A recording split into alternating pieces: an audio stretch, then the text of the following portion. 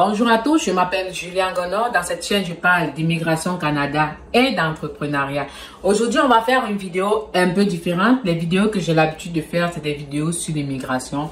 Aujourd'hui, on va parler en profondeur de l'entrepreneuriat parce que c'est l'un des buts de la chaîne également. C'est vrai, j'ai mis du temps à en parler vraiment. J'ai mis du temps à donner tous les détails sur certains projets au Canada. Mais aujourd'hui, on va parler de l'immobilier au Canada, spécifiquement au Nouveau-Brunswick. La suite après le générique. Merci.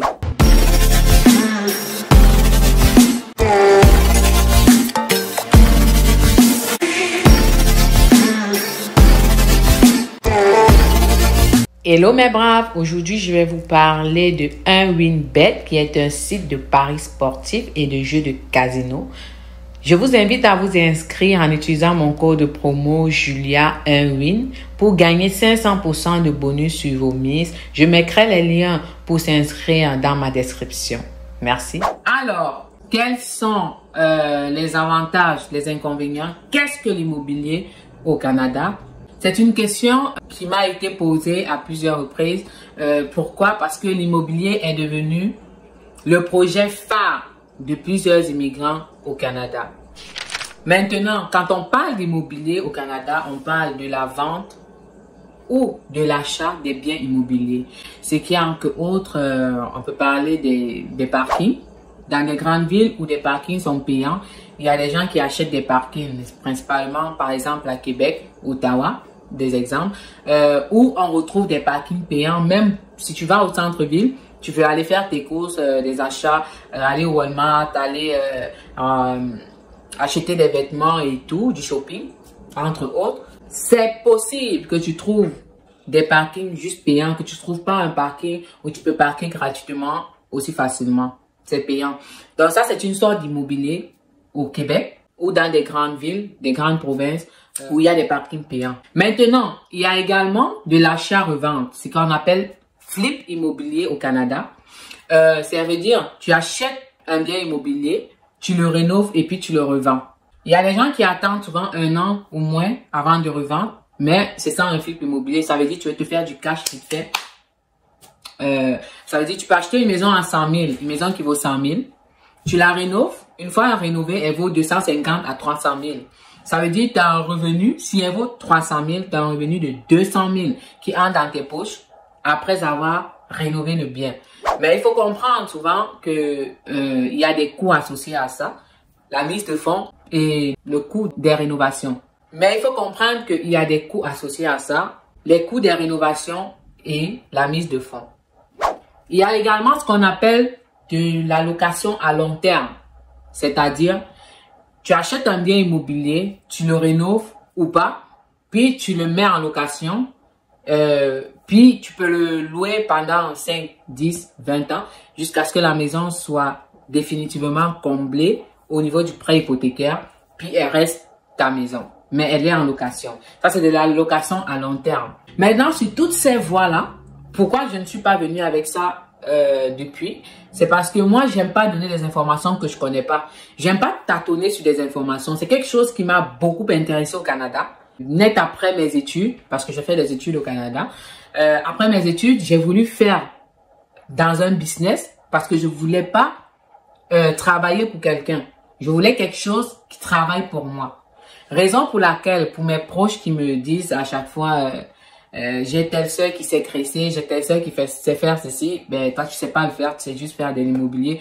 Oui, c'est vrai, parce que c'est ça qui m'intéresse. Chacun a son point d'action. C'était une parenthèse. Moi, l'immobilier m'a intéressé sur plusieurs formes. Plusieurs formes. Il y a juste l'achat des parkings, parce qu'au Nouveau-Brunswick, c'est rare déjà. Moi, je vis au Nouveau-Brunswick et c'est rare de voir un parking payant au Nouveau-Brunswick. Je dis c'est très rare. Si c'est un parking payant, ce que les gens font, ils vont payer le parking, peut-être une réservation parce qu'ils voyagent, ils vont peut-être dans leur pays d'origine 4-5 mois. Pour ceux qui n'ont pas de maison ou qui ne veulent pas laisser, il y en a qui ont des maisons mais qui n'ont pas de garage interne. Donc, des garages où tu peux faire entrer ta voiture. Ils ont juste peut-être un abri auto ou alors ils ont juste un parking ouvert. Alors, ils veulent pas laisser leur voiture gaspiller la batterie, l'électricité de la voiture, qu'elle se gâte. Ils préfèrent aller me mettre dans un parking où il va pas neiger dessus. Sans compter que qui dit neige, dit abîmement de la carrosserie. Donc, il y a des gens qui fonctionnent de même. Mais, c'est un domaine que je maîtrise le moins parce que je l'ai pas essayé. En ce qui concerne le logement à long terme, à court terme, je voulais tout connaître dessus. Tout. Et lorsqu'on veut faire de l'investissement, très important, il faut toujours se former. Toujours et toujours. J'ai regardé des tutos sur YouTube, sur TikTok, qui me parlaient de l'immobilier. C'était des phrases vraiment, vraiment captivantes que je recevais, mais qui s'en allaient différents de la réalité que je vivais. J'ai vu des vidéos, écouté des vidéos où on disait c'est possible d'investir en immobilier avec 0 $. C'est possible d'investir en immobilier sans un sou. C'est possible d'avoir des marges de crédit de 200 000 $. C'est possible d'avoir une marge de crédit de 400 000 $. C'est possible d'aller vers une banque. C'est possible de ne pas avoir un gros salaire et d'investir en immobilier. J'ai écouté toutes sortes de vidéos. À un moment donné, je me suis dit, bon, si je veux me lancer, il me faut une formation. Une vraie formation, ça veut dire au moins un coaching privé ou des trucs de même. J'ai investi dedans, ça veut dire j'ai payé une formation et un coaching privé avec quelqu'un qui avait une mentalité différente de tout ce que j'ai suivi. Ça veut dire, je suis quitté du côté où je suivais des vidéos, j'écoutais des personnes qui parlaient de pouvoir investir sans argent, où je suis allé payer une formation avec quelqu'un qui parlait de pouvoir investir, autant pour moi, avec des fonds. Ça veut dire quelqu'un qui pense que c'est bien beau de dire qu'on peut investir sans argent, mais c'est encore mieux d'investir avec de l'argent. Ça veut dire que j'avais déjà deux mentalités différentes pour le même projet que j'ai réussi à assembler moi-même pendant des années parce que j'ai commencé à investir en immobilier en 2021. Si vous remarquez, la chaîne également a été créée en 2021. Ça veut dire, pendant que j'ai créé ma chaîne YouTube pour faire autre chose, pour parler de l'immigration, où je savais que j'allais intégrer les business dedans, mais j'ai mis immigration et entrepreneuriat. Pendant ce temps, j'essayais de grandir dans l'immobilier. Rassurez-vous, j'ai eu beaucoup de chocs, j'ai eu des succès également. J'ai aimé toute cette aventure que je vais vous partager tout au long des différentes vidéos que je vais faire. Mais j'aimerais vous dire que si je prends ma caméra aujourd'hui et que je parle de l'immobilier au Canada, c'est parce que j'ai rencontré deux difficultés. La première difficulté était un accompagnateur qui était proche de moi, vu que je suis au Nouveau-Brunswick. La deuxième difficulté était de connaître le système du Nouveau-Brunswick. Voici le problème, c'est que quand tu tapes Immobilier Canada, les gens vont te dire investir au Canada, investir au Canada, investir, alors qu'ils sont à Montréal, ils sont à Québec. Quand ils te parlent des normes de Québec, ils disent en général Canada. Malheureusement, quand tu prends un coaching privé avec eux, que tu prends un rendez-vous avec eux, ils vont plus t'amener dans le cadre du Québec. J'ai rencontré des personnes qui faisaient des vidéos sur l'immigration au Canada et qui donnaient des coachings privés et tout. Mais lorsque je suis arrivé en phase 2, puis je leur ai parlé de mon projet, qu'est-ce qu'ils me disaient? J'espère que ça te dérange pas d'investir autre que ta province. Pourquoi ils me disaient ça? Moi, j'ai tout vite compris parce qu'il y a des gens que j'ai rencontrés, j'étais déjà dans le domaine, mais que je voulais plus d'informations sur certains trucs que je n'arrivais pas à capter. Ils me disaient ça parce que ils sont plus centrés sur le Québec que sur le Canada. Ils te disent qu'ils parlent de l'immobilier Canada, alors qu'en quelque sorte, ils parlent de l'immobilier Québec. Malheureusement, au Canada, qui a aussi une chance, c'est que chaque province est spécifique à certaines choses. Si tu veux faire du refinancement, si tu veux faire un prêt hypothécaire, si tu veux te lancer dans l'immobilier au Québec, et quelqu'un d'autre qui veut se lancer à l'immobilier au Nouveau-Brunswick, il y a une grosse différence. Ça, c'est ce qu'on ne vous dit pas.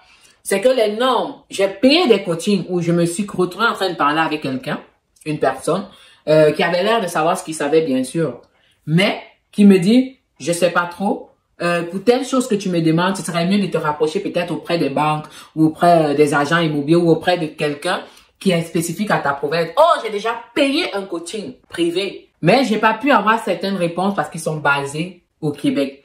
C'est pour ça qu'aujourd'hui, j'ouvre ma caméra pour parler de l'immobilier au Canada, mais spécifiquement, moi, je suis spécifique je suis honnête dans ce que je fais, je vais parler de l'immobilier au Nouveau-Brunswick. Pourquoi? Parce que moi, j'investis au Nouveau-Brunswick et je connais mieux la province du Nouveau-Brunswick. L'immobilier au Canada, il y a des avantages comme il y a des inconvénients. L'avantage, c'est que je peux dormir, tu peux dormir aujourd'hui et puis tu tombes chaque premier ou chaque fin du mois, un argent tombe que tu n'as pas travaillé. Mais à la base, il t'a fallu une mise de fonds. Ça, ce sont les avantages de l'immobilier. Il y a le cash flow. Le cash flow, ça veut dire l'argent qui te revient après avoir fait toutes les dépenses de la maison. Il y a également ce qu'on appelle le capital. Ça veut dire chaque fois que tu payes ton hypothèque, il y a un argent qui entre dans la banque en termes de capital. Il y en a un autre qui entre en termes d'intérêt. Donc, tout le capital va te revenir si tu décides de vendre la maison.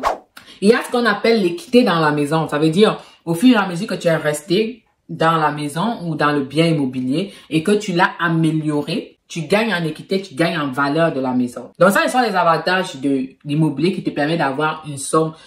Si on m'aurait dit quand j'arrivais en 2019 au Canada que j'allais pouvoir parler des grosses sommes d'argent, de même devoir jouer avec l'argent, jouer avec le système, honnêtement, j'aurais dit, mais tu blagues. Pas plus tard que hier, juste un jour avant que je ne fasse cette vidéo, même pas 24 heures, j'ai causé avec quelqu'un qui semblait désespéré d'être au Canada, qui disait que le rêve canadien qu'on vit quand on est en Afrique, c'est pas cette réalité qu'on vient de trouver. Je lui ai dit effectivement, j'ai des gens qui m'ont rencontré dans le cadre de l'immigration qui sont rentrés en Afrique, mais qui voulaient 10 ans après revenir. 10 ans après. Parce qu'ils sont rentrés sans prendre la résidence permanente. Il faut faire attention à ça également. Donc, chacun a sa façon de vivre le rêve canadien. Mais la vérité, c'est que moi, j'ai réussi à trouver un équilibre entre ma vie personnelle, ma vie professionnelle et ma vie entrepreneuriale. C'est ça le plus important. Parce qu'on sait que en Afrique, on a des coutumes, des ajustements plus différents que ici, qu'au Canada. Je rencontrais également des gens qui, en grosso modo, n'aimaient pas les prêts. Mais aujourd'hui, laissez-moi vous dire, il y a 4 ans, ils disaient c'est un sacrilège de prendre des prêts, mais qui aujourd'hui sont dans l'immobilier et se retrouvent en train de faire des refinancements. Donc, la culture africaine qu'on a, c'est pas bon de prendre des prêts. Mon père, il a construit sa maison avec son argent, avec son salaire. Moi également, je veux construire ou acheter une maison avec du cash. Tu perds énormément de temps parce que même les multimilliardaires en Amérique, en Europe, plus précisément en Occident, utilisent du crédit et jouent avec le système. Donc, je voulais te parler de tout ça aujourd'hui. Je m'appelle une fois de plus Julien Gono. Je vais te parler de mon parcours immobilier pas à pas, au fur et à mesure dans mes vidéos. Si tu m'écoutes, c'est très important. Ça va t'aider toi. Mais n'hésite pas, si tu as des questions, pose-les en commentaire parce que je pourrais te répondre spécifiquement à la province que je suis. Il y a des choses qui sont de façon générale. Ça veut dire, si on dit au Canada, on a mis une loi que les résidents temporaires peuvent plus acheter une maison à partir de tant. Ça, c'est de façon générale au Canada. Mais pour prendre un prêt hypothécaire spécifiquement, ça dépend des provinces. La façon que tu gères tes locataires, les lois qui sont régies sur les droits des locataires, sur les droits du propriétaire sont spécifiques à une province. La façon que tu passes pour détourner le système des impôts, des taxes sur le refinancement d'une propriété est spécifique à une province. Si je prends quelqu'un qui a l'habitude d'investir au Québec ou qui a l'habitude d'investir à Ottawa, même si tu l'appelles personnellement et que tu causes avec lui nuit et jour, il ne pourra pas te donner des spécificités du Nouveau-Brunswick. Donc, suis-moi sur ma chaîne, suis mon parcours immobilier, suis tout ce que j'ai eu à faire concernant l'immobilier et tu ne seras pas déçu. Merci. La suite dans une autre vidéo et je te souhaite de passer une excellente journée. Merci. N'oublie pas de t'abonner, de liker, de partager. C'est important. Ça aide sur la visibilité de la chaîne et ça nous aide également. Ça nous encourage à faire des vidéos pareilles. Merci.